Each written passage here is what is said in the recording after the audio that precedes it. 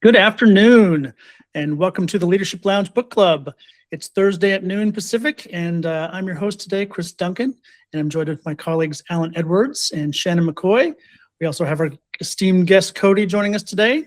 Thank you, everybody, for being here. I really appreciate the time you've taken to read the book, catch up on the chapters, and join us for some discussion. This book club is sponsored by our lovely employer, CDAERIS Agency. CDAERIS helps business owners that feel stuck get unstuck, whether it's scaling up their business or getting back to dinners with the family, or ideally both.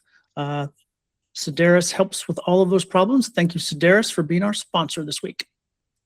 The Leadership Lounge exists to keep us all accountable for our reading goals, and honestly, just to make sure we actually finish the books that we say we're going to read. I'm not saying that's my trend, but that does seem to be my pattern. If you're new or just joining us, this group meets every Thursday at noon Pacific. We meet for 30 minutes. We keep it short, sweet, on time, and to the point. If you're watching us on YouTube, don't forget to like and follow us so you get caught up on all of the episodes. And if you want to watch it on YouTube or forward it to a friend, that would be lovely. We'd love to have the shares. If you want to be kept abreast of the book club, you can find links to all of that's going on at cedairis.com/bookclubs. You can sign up for and get the meeting links.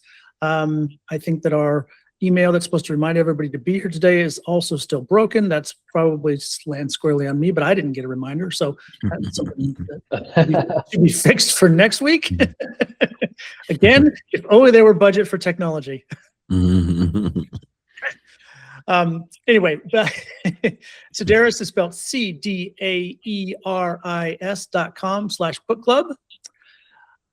Let's see. Let's go over, first of all, before we get started talking about the book, let's go over the rules of the book club. First rule of the book club is that we always talk about the book club.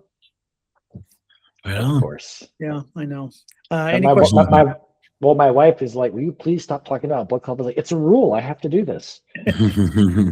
Morning, noon, night. Any questions about the rules, Alan? Does your family have questions that we can answer for them? Oh, they have questions, but we're not going to answer them here. Okay, good. Not appropriate for public. Things only you and the counselor talk about. All right. To remind everybody, we are reading the Let Them Theory by Mel Robbins. This week, we're discussing chapters 16, 17, and 18. These chapters cover the helping someone who is struggling section, and begin the last section of the book, which is choosing the love you deserve. I will say it's hard to believe that we've only got 1 week to go in this book. It seems like only yesterday we had absolutely no idea what we were doing, and we were awkward on camera, and our images were blurry. So much has changed. Chapter 16, the more you rescue, the more they sink. This chapter centers around the idea of let them struggle. People only heal when they are ready, and if they aren't putting in the work to heal, it's because they aren't ready. When someone is going through an internal struggle and they will not get better on their own, it's not our job to make them get better. They have to want to get better on their own. All of our opinions, she asserts, are perceived as judgments, and our judgments on the other person don't really help them find a solution to their problem so much as it translates into pressure to them, which could make things worse. The idea being that makes them sink more. Yeah. Go ahead. I love jumping in. I really like how this chapter just connects to the previous chapters. If you've already learned about that amygdala response of when you start nagging somebody or asking somebody to make a change or a difference, the immediately brain says, oh, defend, shut down, react. Yeah. And then this goes deeper on ways to apply it in even more sensitive situations. And I know some addicts, I know some recovering addicts, and I've seen this play out, and I've seen it go both directions, where you cut off that enablement and they die. Yeah. You cut off that enablement and they get better.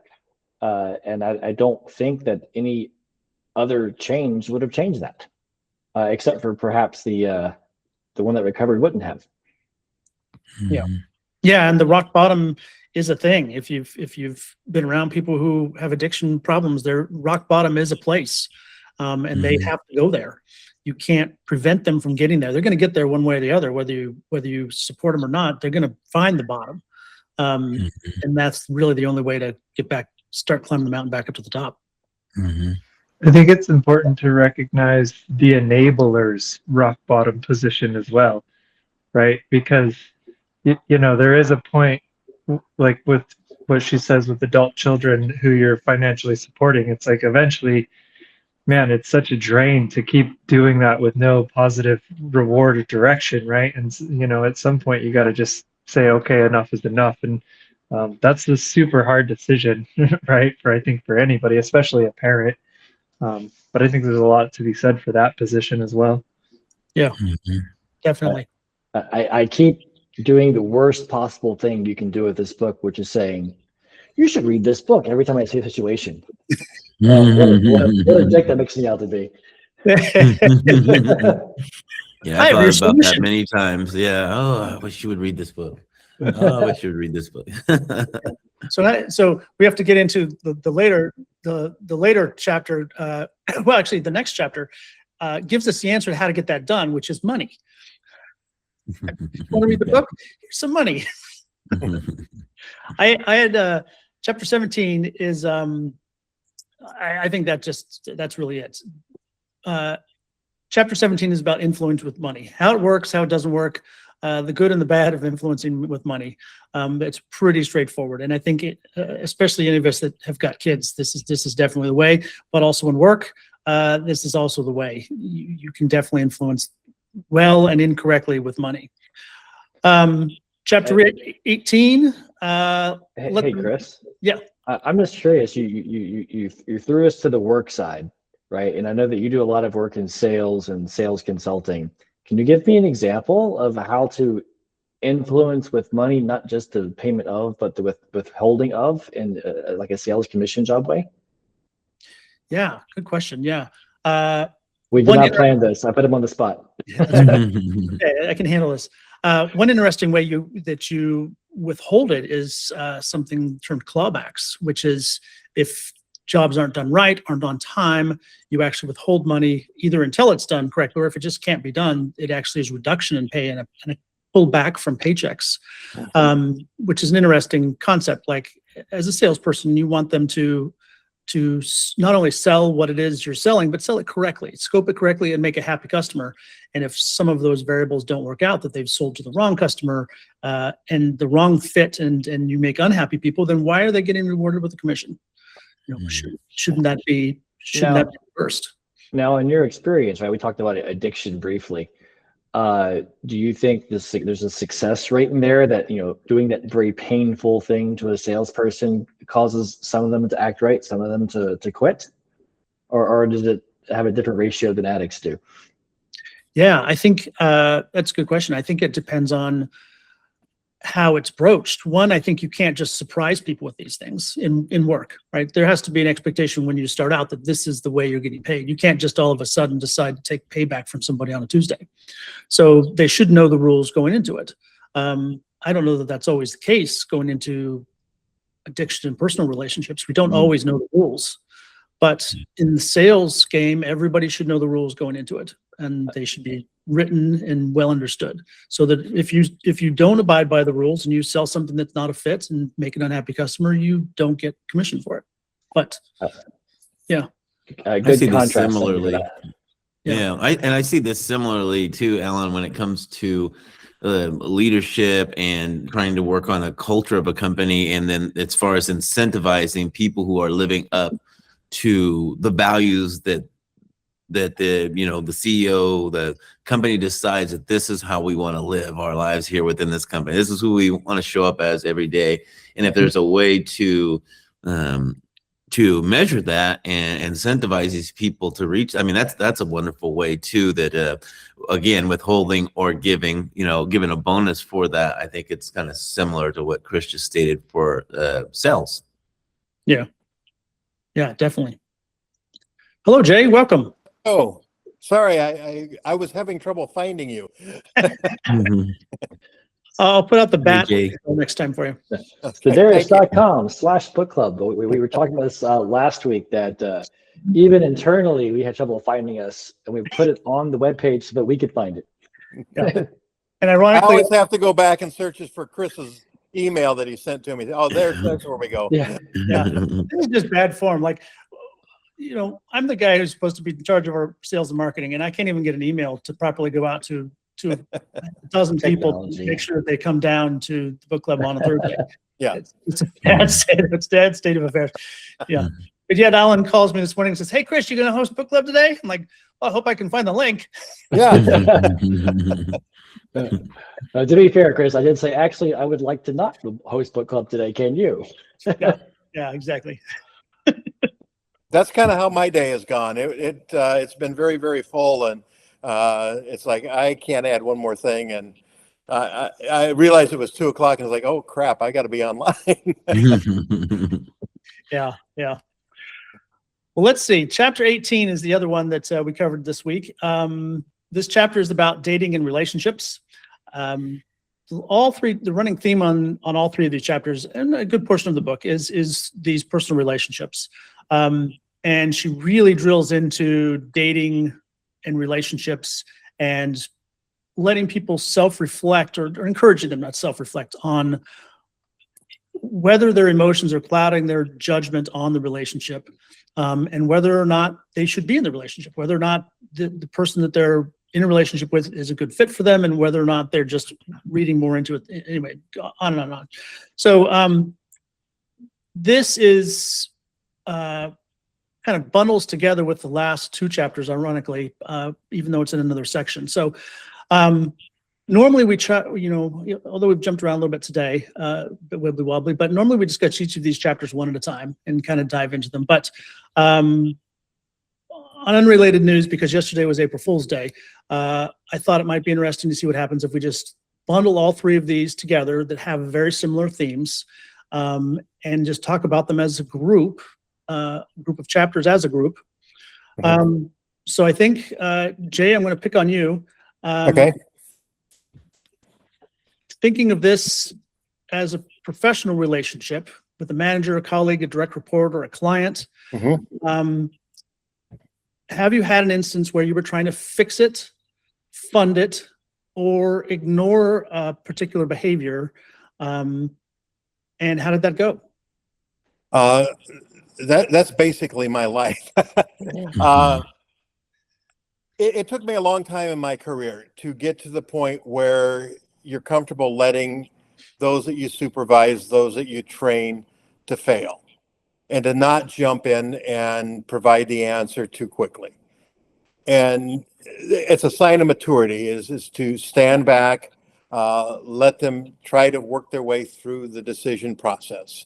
And I mentor a lot of young funeral directors, and it's very difficult when you set them in front of a live family and you let them fail, because there are real people involved, and real people can get hurt. But you have to be willing to step back and do that. You have to be able to sit there and say, we're not going to correct you in front of these people, but when we get done with this conference, when we get done with the meeting, let's sit down and let's debrief. Let's talk about what worked, what didn't work. And it becomes a more of a mature teaching.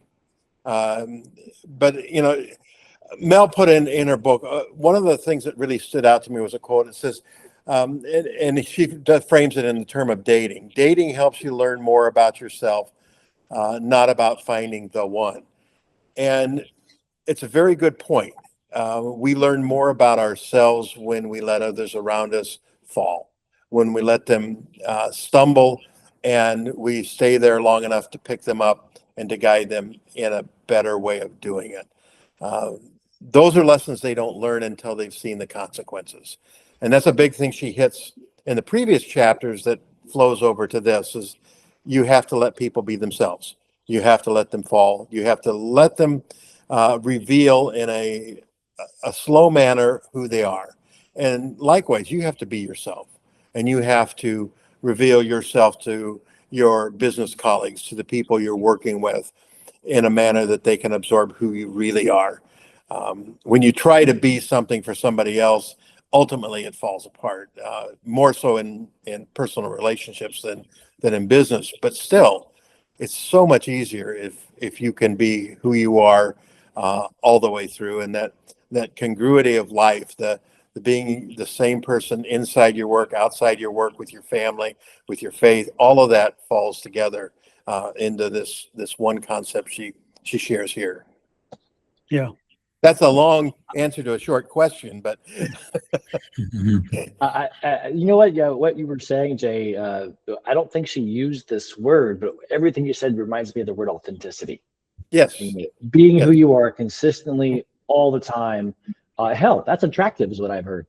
yes. It's great in sales. It's great in romance. Mhm. And so, if you want to know someone else, yeah, let them tell you. Yeah. Let them show you. Sorry, let them show you, not let them tell you. Right. Yeah. Yeah. That's true. And that's I think the hard part for every manager, every leader, is that we have to, and even in a really consequential relationship like a funeral director would have, you do need to let the person fail. But that can't happen without some guidance later on, so that they know what they did wrong and make corrections. Yeah. Cody, what do you think? Yeah, I think a lot of it has to do with trust. And I don't mean like, whether you think a person is trustworthy or not, but more like how I think we should trust people to be who they are, kind of like Alan was saying, be your authentic self. If you work with somebody for long enough, um, you have a pretty good sense of how they operate. And so going into a situation with expectations and, parameters that they should be following, like Mel talks about support with constraints, right? Supports with conditions. It's not necessarily about letting somebody fall to the wolves, but trusting that they're competent and capable in their abilities to make the right decisions and make the right calls. And if they do fail, you're there to support them as long as they know where that failure point is, right? They know what the conditions are, they know what the parameters are. Kind of like she talks about with the whole financial thing, right? Like, I'll support you if you go to school. I'll pay your rent if you do this thing. I think, and just trusting people to try to do their best, right? Or try to effectively make their own decisions and be strong enough to do what they're asked to do, I think is a good starting point in that relationship. I'm uh not to put myself on the spot, I'm kind of bad about that. I've been married to my wife for 20 years now, almost, right? 20 years this year. And so sometimes I trust that I know more than her, and that's not always the case. And that does, cause some contention there. And I lose sight of that, right? And I think it's important to allow people, like Alan said, to be their authentic self, and trust that they're going to do that. This reminded me of my struggle defining what trust was in a professional relationship. Because so many times we think of trust as, oh, they tell the truth, right? or they follow through what they said they're going to do. And then those things are also true. But where I ended up defining professional trust is that, can you trust them to handle and admit their own mistake?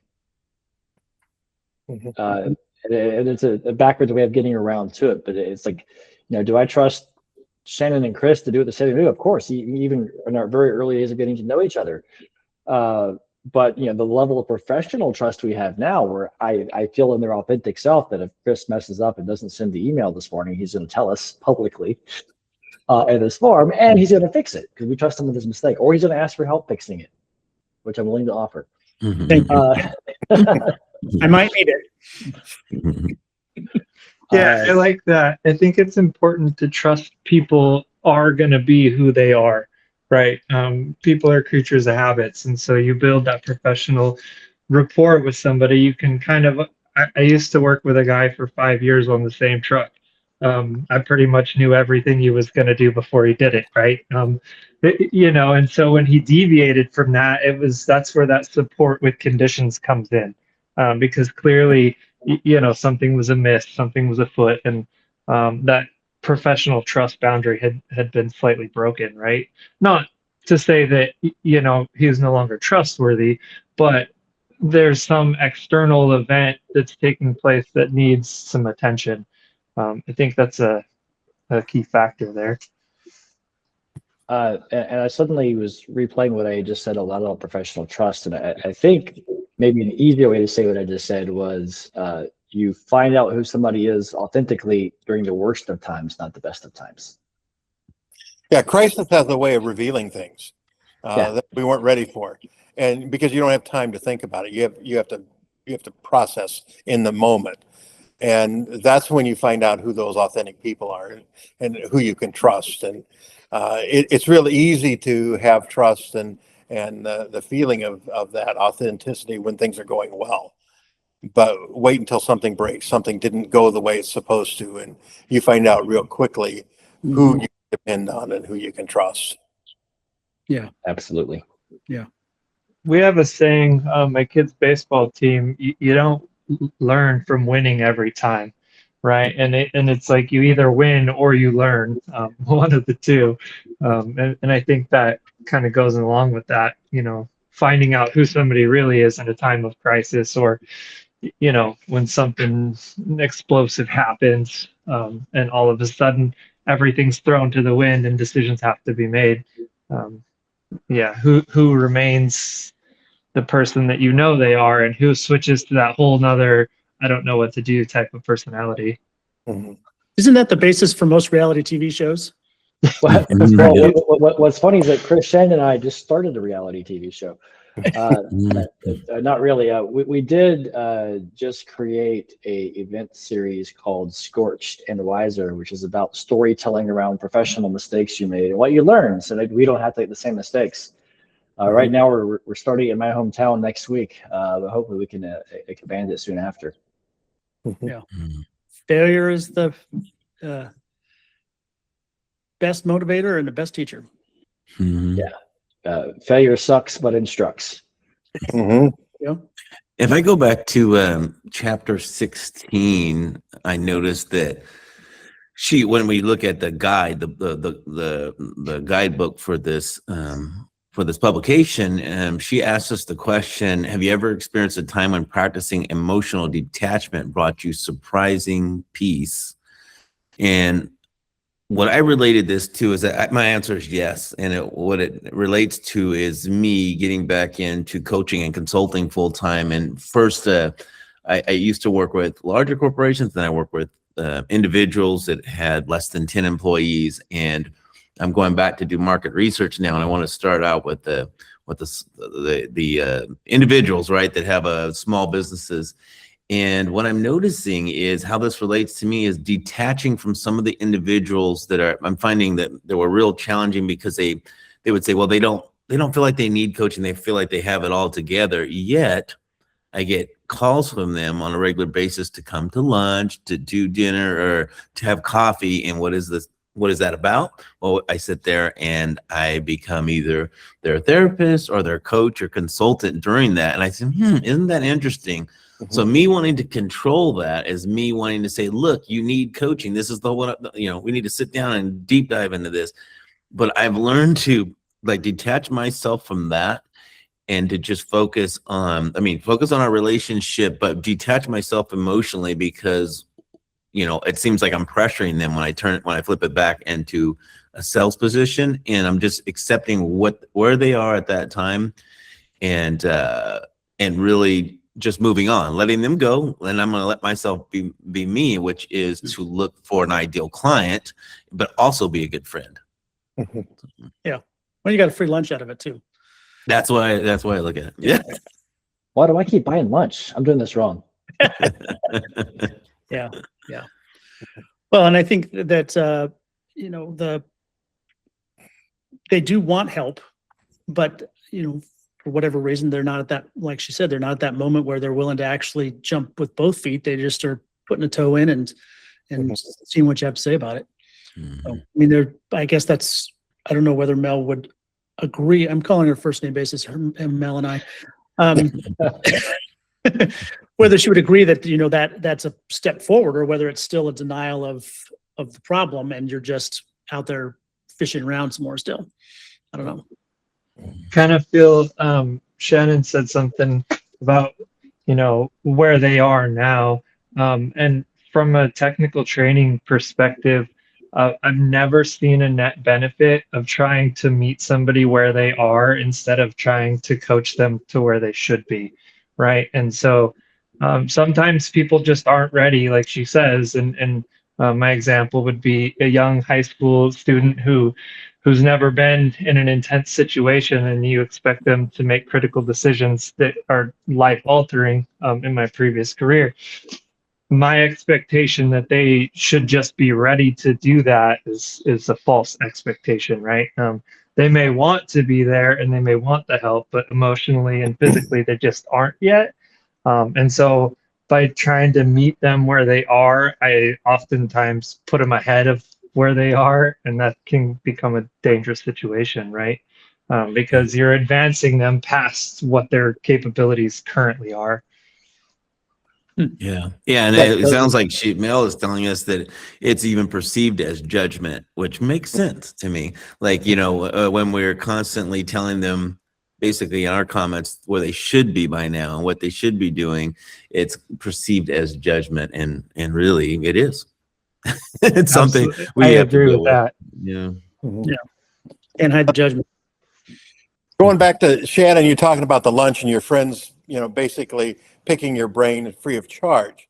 Reminded me of a comment I made in reading chapter either 16 or 17. It kept hitting me over and over that you have to get out of the way for professionals when they are beyond your abilities. Otherwise, you're codependent in their struggles. So you have to recognize they need more help than I can give them. Or in your professional business, they need my professional help. I make a living doing this. I don't give it away. There's no investment on their part if they're not paying for the service. So there's no motivation. There's no consequence writing that check to motivate them to take it seriously. Yeah, I agree. I agree.